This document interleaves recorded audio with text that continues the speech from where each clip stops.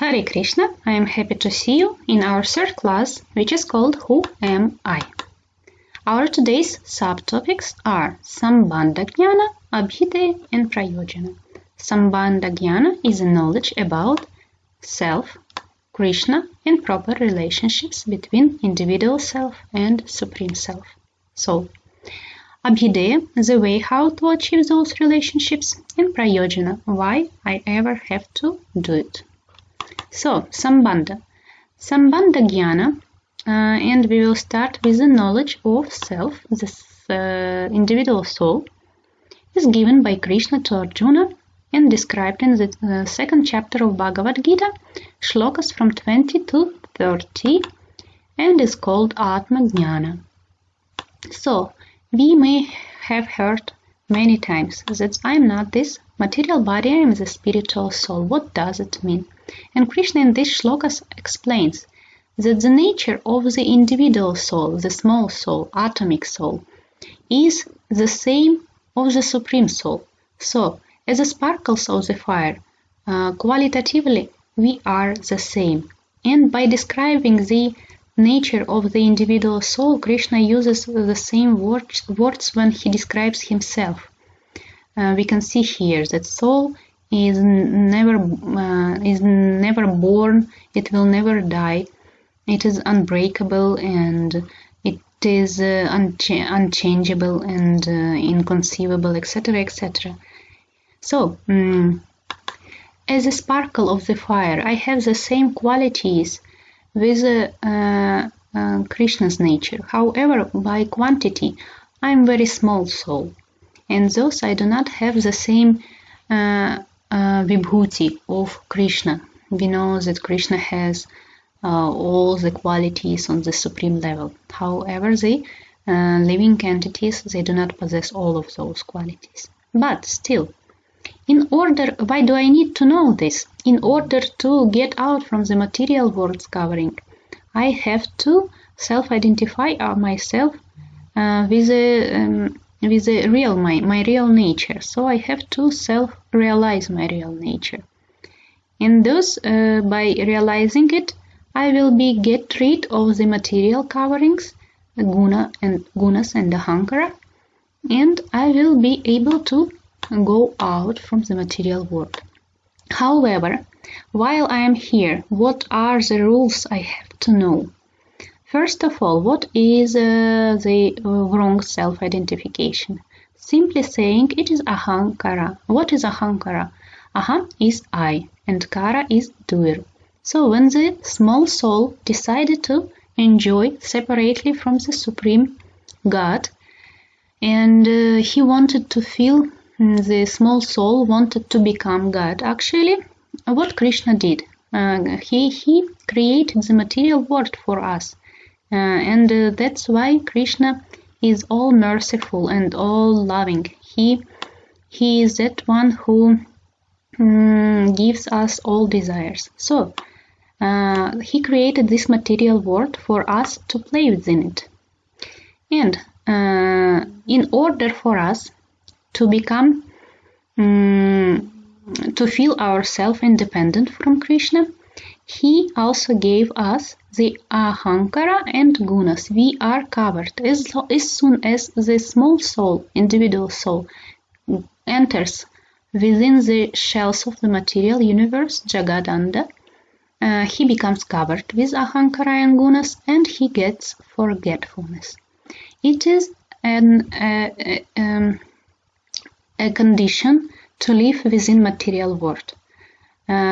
Immediately, individual soul forgets about his true nature, that he belongs to Krishna and that he is connected to Krishna by service, and he forgets it. And he immediately identifies himself with material body, material world, matter, senses, mind, buddhi, and thus he lives, the individual soul lives within this material universe according to the cause-consequence law, as we studied in the previous lecture.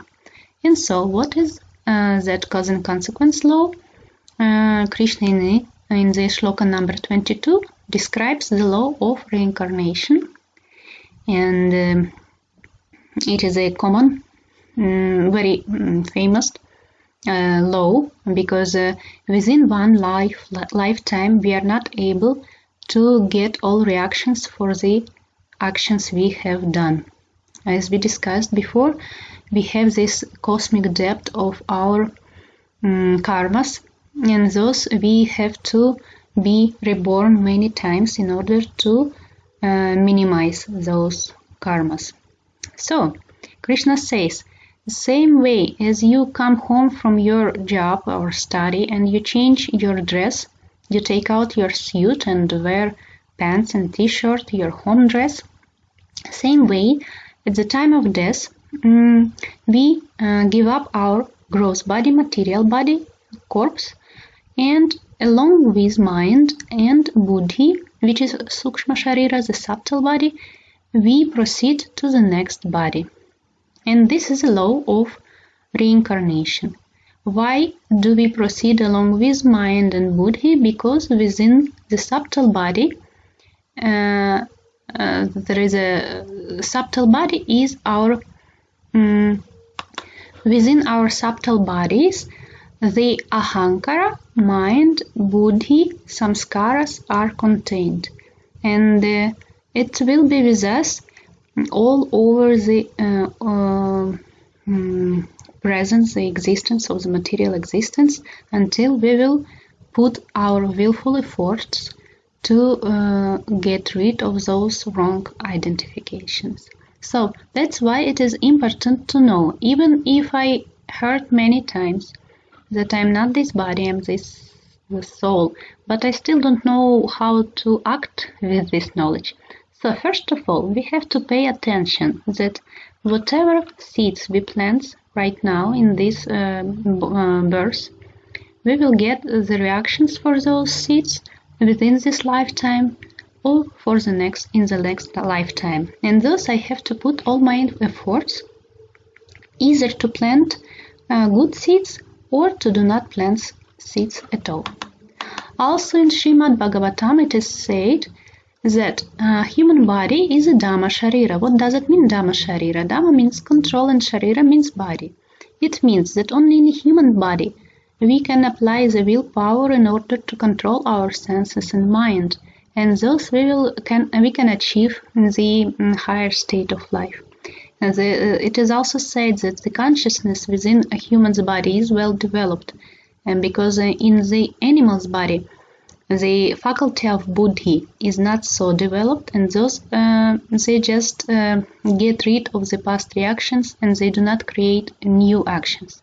But only within the human's body we can consciously apply our willpower to get rid of the previous karma, or if we do not act within the laws of dharma laws, we will create new karmas as well. So it's up to us how we act in this life. Our mind could be our friend or our enemy. So these two shlokas in Srimad Bhagavatam speaks also about law of karma, that we will give up these bodies, and according to our samskaras and desires we will get new birth. And this actually is a canto number 3, last chapters. It is a Kapila Muni's teaching, and he describes how the embryo within the womb, he prays that, oh Krishna, I will never ever forget you again because I'm suffering so much. But as soon as he gets out from the womb, he forgets all his prayers because he becomes hungry, he starts crying, and with the time he forgets, and he starts identify himself with this new body, and he will get specific sense enjoyment in this lifetime. So what Krishna also says about identification. Once again, there is a matter which is dual matter and the senses. These are the gross body. And usually people identify themselves a lot with material body. we feed this body, we get pleasure through our senses, etc., etc. However, there is a next stage, mind and intelligence, and where the samskaras and karmas are contained. Still, it is higher than the dual matter, but still many people will be identifying themselves a lot with the mind and intelligence. However, we should apply our buddhi power, our consciousness, in order to control mind and control senses, in order to proceed to the next step, the proper self-realization with our true nature, the soul, because the soul only is the only one who is transcendental to everything. But because we are so attached to the sense enjoyments and the objects and the matter, it is very difficult for us to get rid of that particular lifestyle and way of thinking.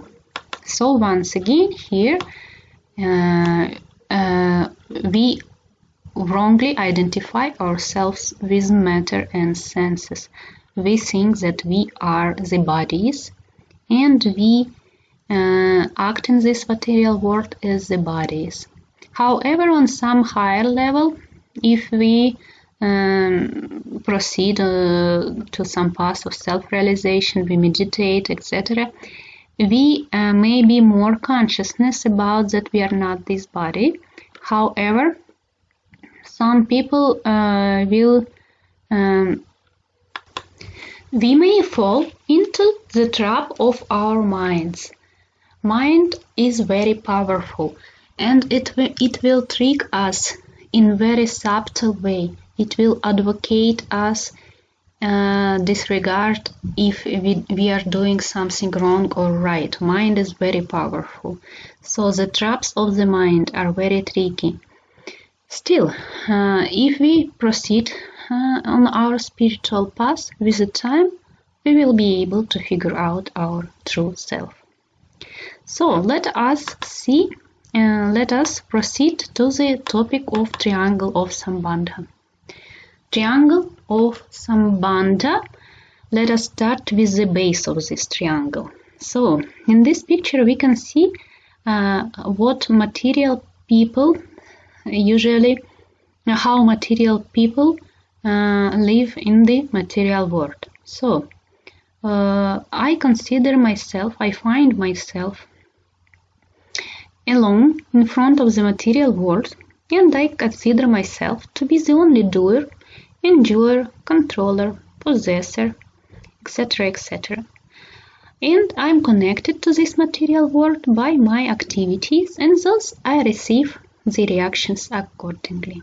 So here is a partial picture of the existence. Let us see the proper triangle. If I put on the top of this triangle the Supreme Lord, so I will see the whole picture. First of all, me and material world are connected by actions, and this is called karma bandha, bondage of actions. I will be a subject of the law and consequences of the law, cause and consequences law. If I identify myself with the material world and act within it.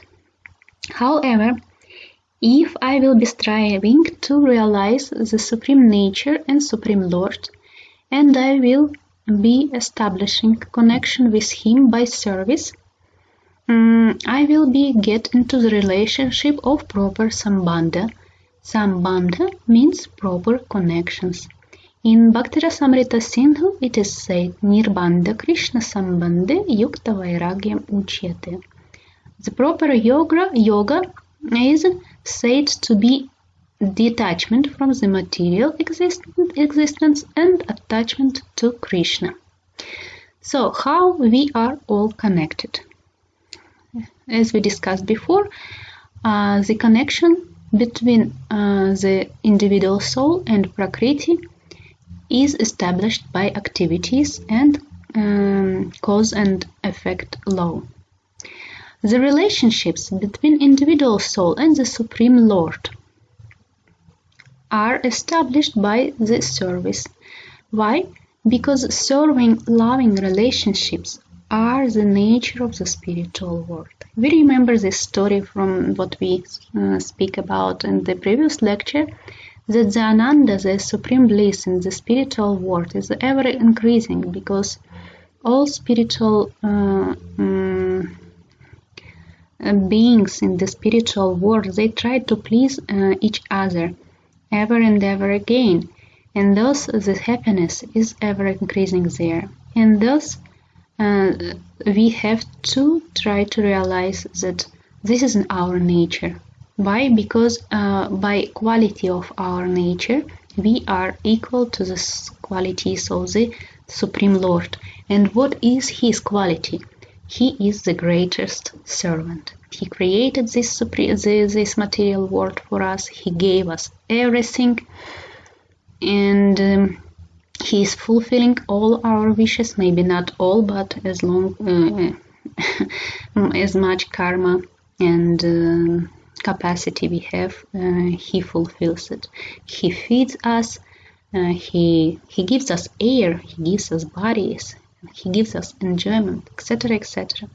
So his nature is a service, and my nature is a service. And finally, if I will develop this nature, I will not be connected to the Prakriti by actions. I will be connected to this material world also by service. Because when I will be developing this Divya Chakshu, the eyes of the eyes which are able to perceive the divine within everything, I will see that within all living entities and in the material world also, that the Krishna is everywhere, and thus I will be trying to serve him with all my heart, with every my actions. And Krishna said that if I will serve him by every actions, by whole my life, it will means that I am not doing any karma. So this is gonna be a life of akarma, and with the time I will get rid of all karmic reactions. And yes, Supreme Lord is connected to this material world by his Shakti, by his female energy of enjoyment, energy of creation. And he also says that he is running this world by the energy of time. Kala Chakra is actually the first material thing which appears in material universe. And when Kala Chakra starts moving, the gunas start produce the changes, and thus the Mahatattva starts moving, and the whole material universe come into manifestation. So we know that time exists only within the material universe. There is no such thing as a time in the supreme universe. So this is a proper Sambandha. And I have to develop those loving serving relationships with everyone. So this is the right self-identification. Once again, I find myself subordinate to the Supreme Truth, and I feel my responsibility for my life in relationship to the whole world, to Krishna himself, within my family, nation, in a temple, in my inner world. So, why I have to do it actually? What is there useful for me? And what are those relationships? Maybe how can I know that it will benefit me? And about those relationships, we can find in Bhagavad Gita a lot, in Srimad Bhagavatam a lot, in other different scriptures. In Bhagavad Gita, Krishna speaks a lot about his own nature. In chapter 10, he describes his vibhuti. In chapter 7, he describes his quality. In 11th chapter, he gives his universe form, etc., etc. So we can find a lot about him. Also in Bhagavad Gita, here and there, he advises us how to realize him, how to become attached to him and detached from the material existence. And also here and there he says that I'm doing everything for my devotees, that love means everything for him, that all the living entities, they live because of this love, and just that forgetfulness which covers their true consciousness is the obstacle on the true loving relationships, on the way to the true loving relationships with Krishna. So speaking about relationships, we can find this Chaturshloki in Bhagavad Gita, chapter 10, 8 to 11. And we can find why it is called Chaturshloki, because it is described the Sambandha Prayojana itself. It describes the knowledge about the Krishna's essence. He says, Aham Sarvasya Prabhava, I am the origin of all creation. So it means he is the Supreme Personality of Godhead. It is also described the Abhideya, the way how to achieve him. And Krishna says everywhere, Mat Chitta, Mat Gata Prana, Man Mana. He says that you should fix your mind on me. And this is what is called dhyana, constant dhyana. Think about me and dedicate your chitta to me, dedicate your life prana to me. Do everything for me, do everything as yagya for me. And thus you will achieve me.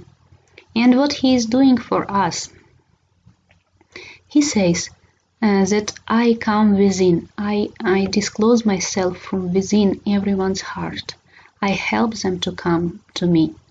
And I destroy the ignorance within the hearts of my devotees by the lamp of supreme knowledge. He takes care about his devotees every time, everywhere.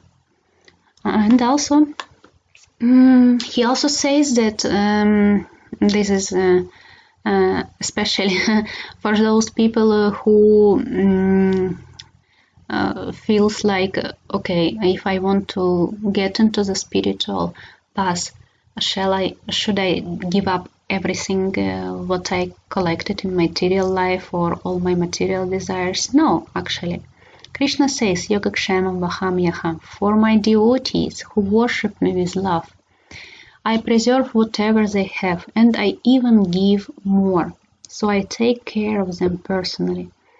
He also says in Bhagavad Gita that I pick up my devotees from the ocean of material existence, because by ourselves, we are not able to cross this ocean of material existence. Thus we need the mercy of Krishna.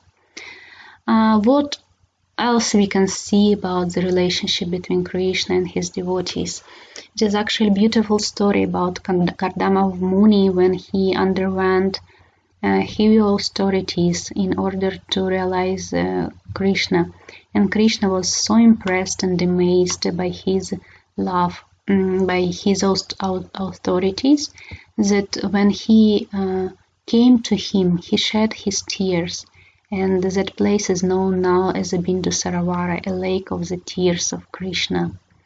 Also, there is a story about Varahadev, the avatar of Vishnu, when he came into this material world in order to save the earth, which fell down into the bottom of the ocean when the flood, when the waters of the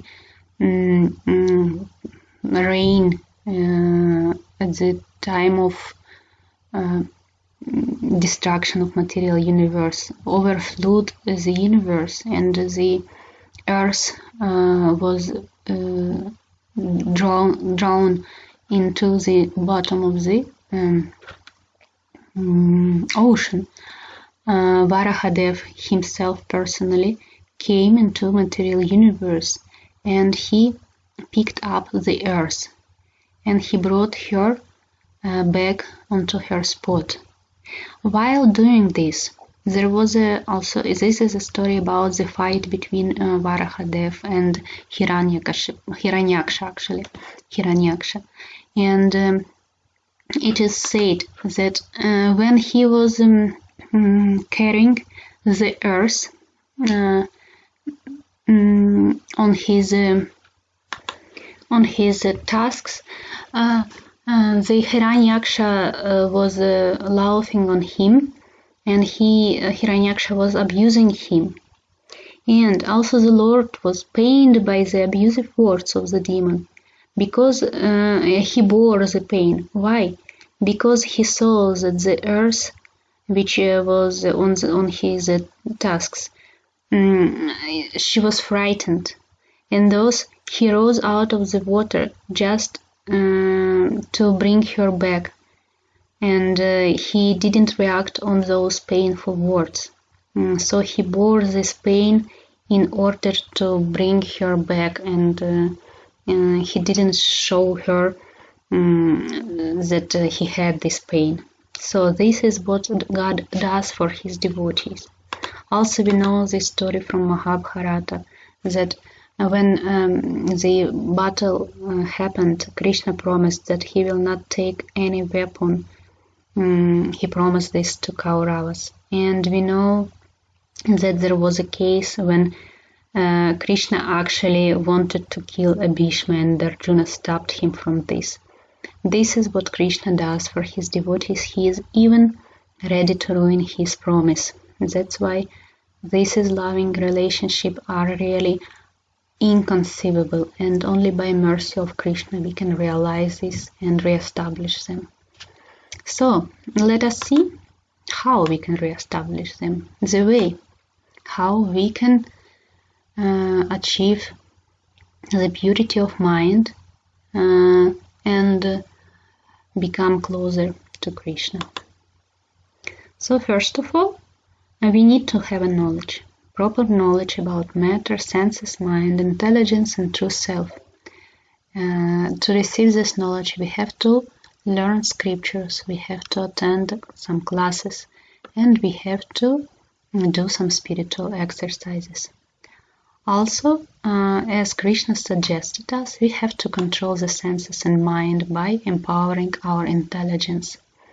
And we will speak a lot about techniques how to empower intelligence, buddhi, especially in our lecture Power of Mind. And today we will briefly touch this topic. And of course we have to take care about our association. We have to follow proper philosophy and proper disciplic succession. So there are few ways, a lot of different prescriptions from scriptures what we can discuss about how to empower our intelligence.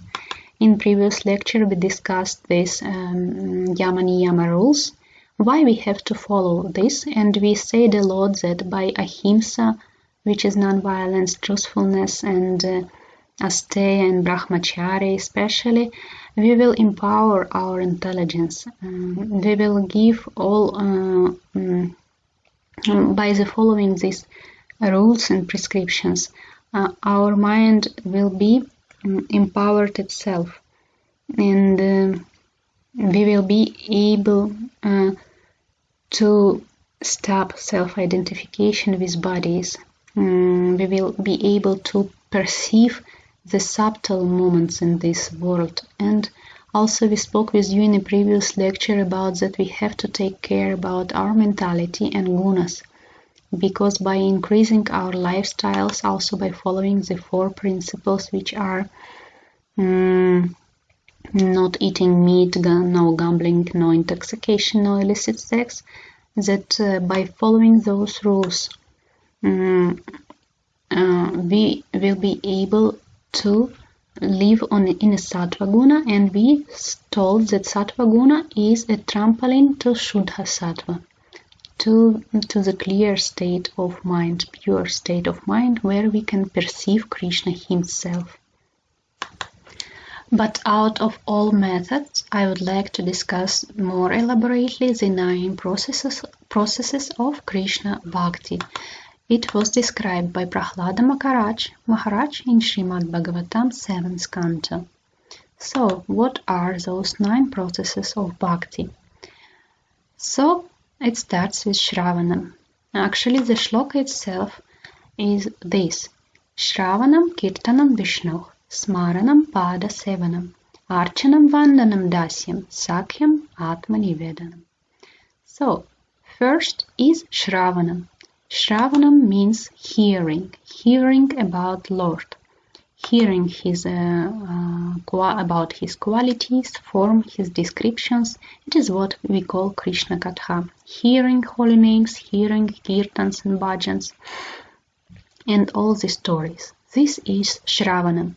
So by simply sitting and hearing, you are doing the spiritual activities and actually devotional activities.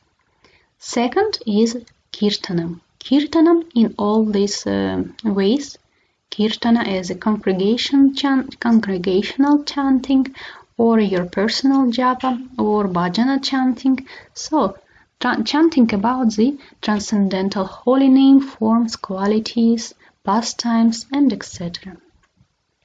Vishnoho of Vishnu. Smaranam, it is what Krishna advises us every time. Smaranam, remember me. In Bhagavad Gita, he speaks a lot about that we should just keep him in mind constantly.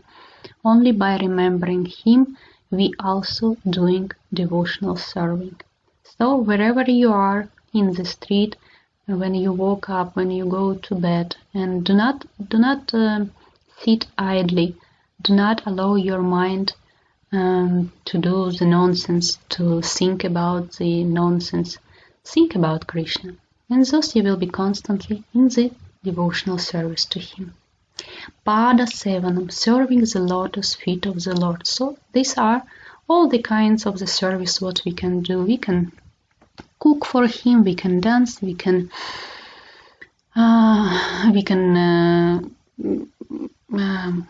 whatever service we can do in the society, in the family, in life, we can do for him. We can develop this state that by every our action we can serve him, right? Next is Archanam. Archanam is usually the deity worshipping, as a proper deity worshipping either in temple or in a home to home deity, in the proper Archana. Vandanam means pay obeisances. Dasyam, become his servant. And we know there are 4 transcendental loving relationships with Krishna. Shantim, Dasya, Sakhyam, Vatsalyam, Madhurya. And Dasya is the first, the main one, because by being a servant, being a servant is the base of all the other relationships. Next, 8th, is Sakhyam, considering the Lord one's best friend. Krishna says that I am well-wisher and benefactor of everyone. So we have to keep this in mind. And you remember we spoke in previous lectures that whatever situations come in our life, we have to accept this as a lesson and as a mercy of Krishna. And we spoke with you that there is no such things as bad and good, negative and positive. Everything is a lesson. Everything is Krishna's mercy. And thus he is our friend, best friend. He is our well-wisher. And finally, last one, Atmani Vedanam, is surrendering everything unto him. So serving him with your body, mind, speech, and dedicate whole your life. So those are the 9 processes of Krishna Bhakti. So before to come to the next, to the last section of our lecture, let us see what have we discussed so far. We discussed with you the Sambandha, Atma Jnana, that I am not this material soul, no material body, I am a spiritual soul. And also I am not this mind and buddhi. I should stop identify myself with the matter, with the gross body, and with the mind, with the subtle body. I have to re-establish proper relationship with Krishna. I have to put him in the center and re-establish the serving, loving relationship with him, so I will be properly connected in Krishna Sambandha, and I will be able to get rid of karma bandha. We also spoke about that we will not lose anything from these relationships, because Krishna personally takes care of us, of every of his devotee. And we discussed the Abhideya, how to do this. First of all, we need to have knowledge, faith, we have to do some spiritual practice, and we have to follow proper philosophy, guru, and proper disciplic succession. Of course, there are principles of yama niyama. There are 4 principles which we all can do, and we discussed with you the 9 processes of bhakti. So, if you are at the beginning of your path, you can start with the Shravanam. Try to listen and read about Krishna. And also Kirtanam. Those are 2 first steps on the path of spiritual self-realization. And now we will discuss with you last subtopic, Prayojana. So first of all, let's do with you a small exercise. What is the Prayojana of our life? What is the aim of our life? In this pyramid of Maslow, we can see the different types of desires, starting from the low instincts up to spiritual self-realization. And thus, this is still within our material and subtle body. If we can compare it to what Krishna said, so the first stages, they will belong to the material existence, safety and food and warmth and rest, security. It is all pertaining to material body. But what we can see at the upper 3 levels, they belong to the subtle body. So all such needs as relationship, friendship, some will be looking for prestige, achievements, and etc. And in the pyramid of Maslow, the topmost is a self-actualization. Actually, it means to follow your mission, to follow your real nature. So, what I would like you to do now, I would like you to draw this triangle and please arrange your life purposes accordingly. But I don't want you to feel the 2 lowest levels, because we all know that we need food and water and security. I would like you to contemplate more on your accomplishments and the higher purpose of life. And finally, if you can go a little bit beyond the top of the Maslow pyramid, I would like you to realize what is the supreme goal of your life. So you can pause the video here and do this exercise for yourself. Okay, hopefully you was successful with your exercise. Radhanath Swami says that life is the most difficult exam, and many people fail because they try to copy others, not realizing everyone has a different question paper. Isn't it amazing? He says that everyone has a unique ability and gift to contribute to the whole world and to Krishna. we have to serve him according to our nature. So, we are discussing with you the prayojana, the aim of life. And of course, we have to mention these 5 types of liberation. We know that there are 4 purusharthas, dharma, artha, kama, moksha, right? And we will be discussing it in the next class. The life purpose and mission, we will discuss those 4 purusharthas. And today what I would like to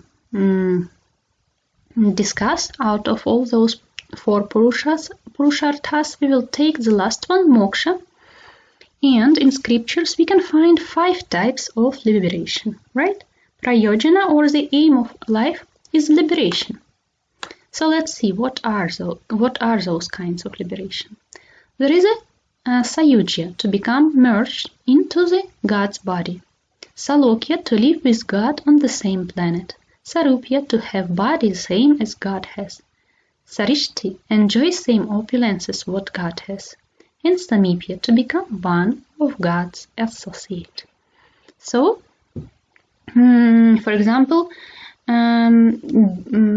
live with God on the same planet.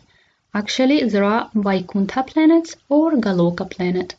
Sarupya, for example, to have body the same as God has, it is happens only on Vaikuntha planets. Vaikuntha planets is situated in Aishwarya Rasa. Aishwarya Rasa is the relationships between master and his servant. And in Vaikuntha planets, Krishna in the form of Vishnu, in the 4-armed form, and actually the devotees can achieve the same form. Of course, when you go to the Galoka Vrindavana, is a topmost spiritual planet, let's say, on that planet you cannot take Krishna's form, because Krishna is the only one who possesses those 6 opulences in his supreme form. The 6 opulences are stated here.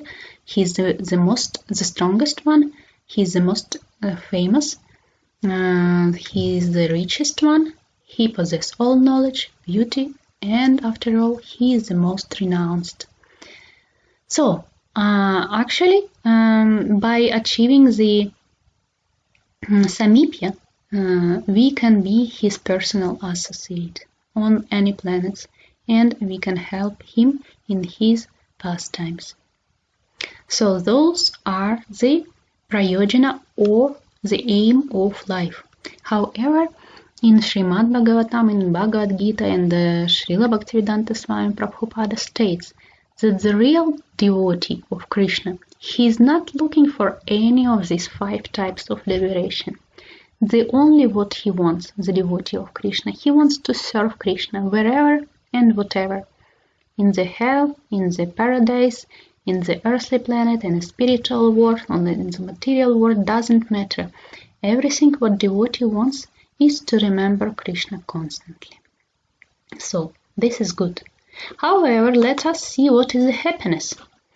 In the chapter, because happiness is also the aim of life, right? It is the prayojana.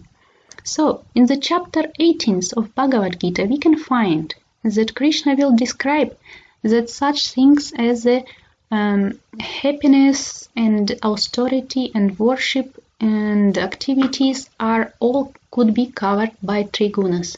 And happiness actually could be covered by gunas as well. We know that there is a happiness in Tamaguna, Rajaguna and Sattva-guna. For example, happiness in Rajaguna is derived from sense enjoyment, and in the beginning like a nectar, but at the end like a poison, and it does not last long.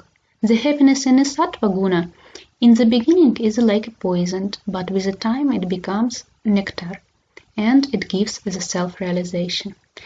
However, the happiness which is out of gunas, which is of the essence of ananda, of the bliss, of the supreme bliss, of the spiritual essence. The description of the transcendental happiness we can find in the chapter 6 of Bhagavad Gita in the shlokas 22-23, when Krishna describes the state of samadhi of the yogi. And we know that one can achieve the state of samadhi only when he overcame the three gunas. And thus, the happiness, and this transcendental happiness is not that one that we described in the gunas. So, how it looks like? Let's see that what Krishna says. Established thus in transcendental happiness, one never departs from the truth, and upon gaining this, he thinks there is no greater gain. Being situated in such a position, one is never shaken, even in the midst of greatest difficulties. This indeed is actual freedom from all miseries arising from material contact. This perfection is characterized by one's ability to see the self by the pure mind and to relish and rejoice in the self.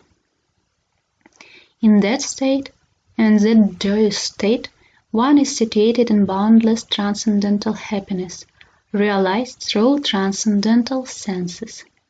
So, it is difficult to understand what is transcendental happiness for us.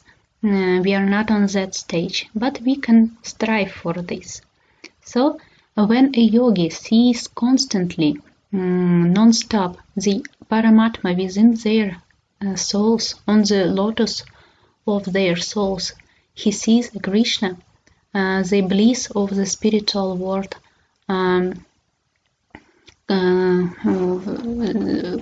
feel his existence, and we cannot compare this transcendental happiness with any material happiness.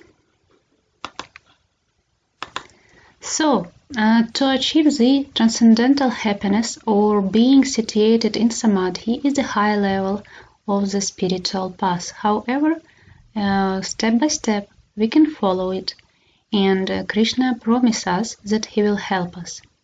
So, when we will develop the relationships between us and Krishna, we will perceive the whole world as his embodiment, and we will serve him and the whole world.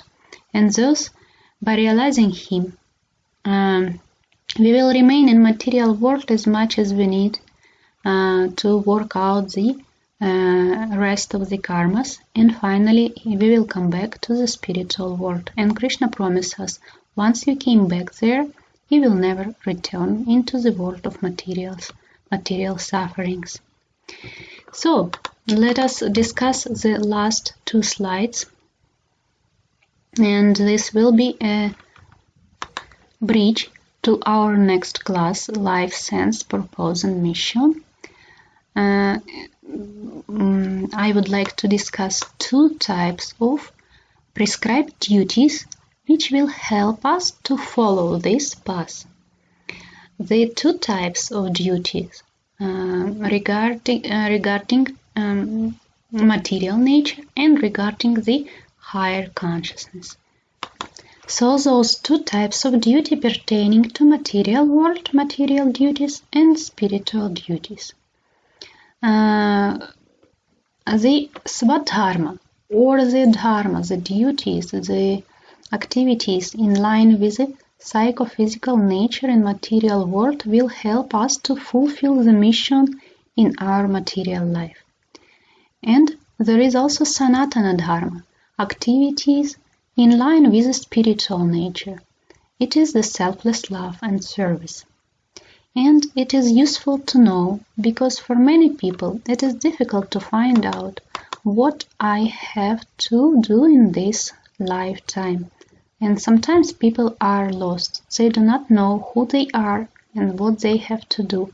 Some people are lost. They don't know what kind of job they have to do, if they have to get married and or not, or many other questions arise in the heads of different people. But it is advisable that Sanatana Dharma is never changed, and even if you on some stage of your life cannot decide what you can do with your material life, then start your spiritual life. The simplest example, start to do your spiritual duties. start develop your spiritual relationships, and with the time you will figure out your material duties.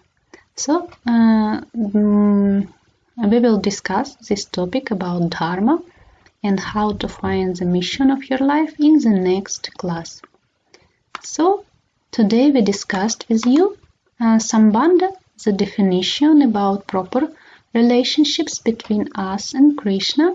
We told that He is the Supreme Lord and we are connected to Him by serving and loving relationships, that we have to stop to identify ourselves with matter and with the gross body and subtle body. We have to re-establish relationships by serving Him personally and Him as a supreme super soul within the all living entities, because He is our well-wisher and benefactor.